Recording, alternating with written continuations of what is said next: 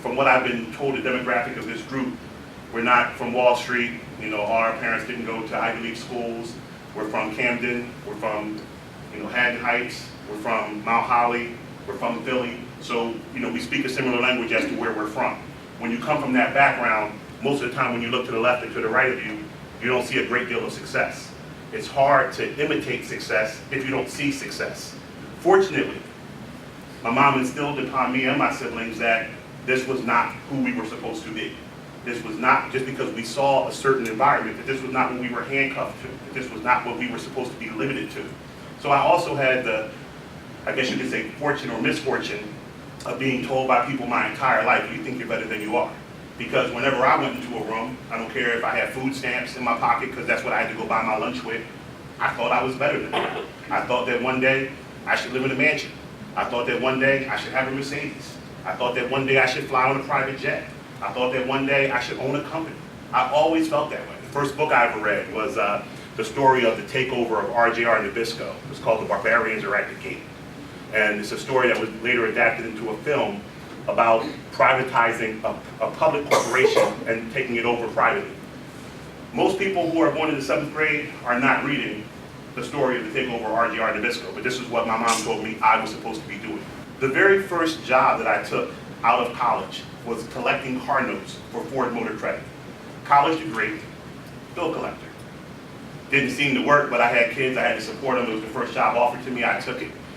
I think my base salary was $28,900. I had to call on Tuesday, Thursday nights, and Saturday mornings in addition to my 40-hour work week, and with overtime, I made $31,000.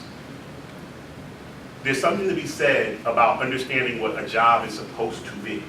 We are so quick to think that a job is a means in which we get money to pay our bills. It's not what a job is. A job is paid training.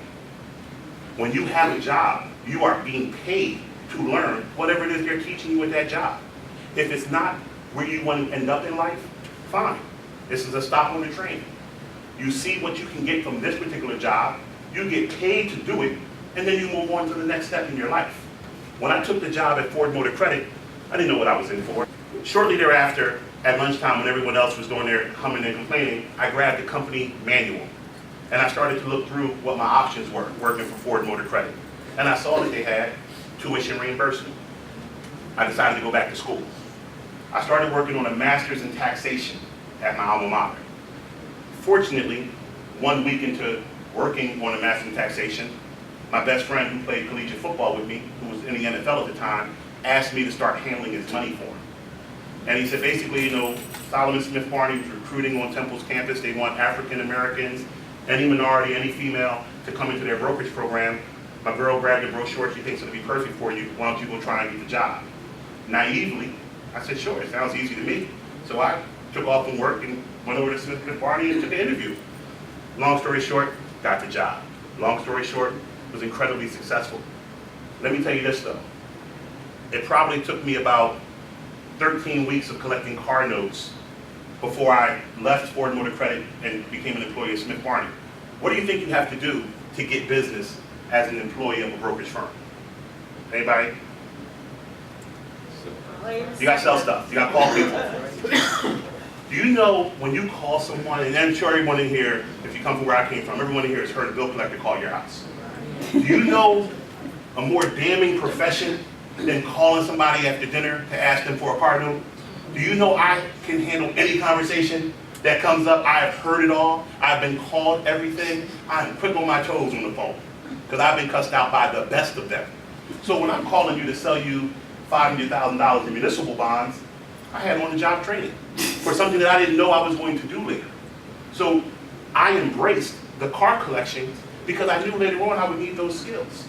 Now, calling people for bonds is probably a step below calling people for the car note. At least the people who you calling for the car note know they want the car.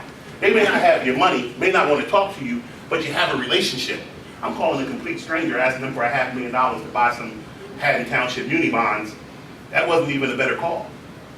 More skills being learned though. And what I derived from that was, let me move into a different business. So, with all that being said, job training is the most important thing that you can take from any job that you have. You have to look at it as being paid and rewarded for earning skills that you'll later use.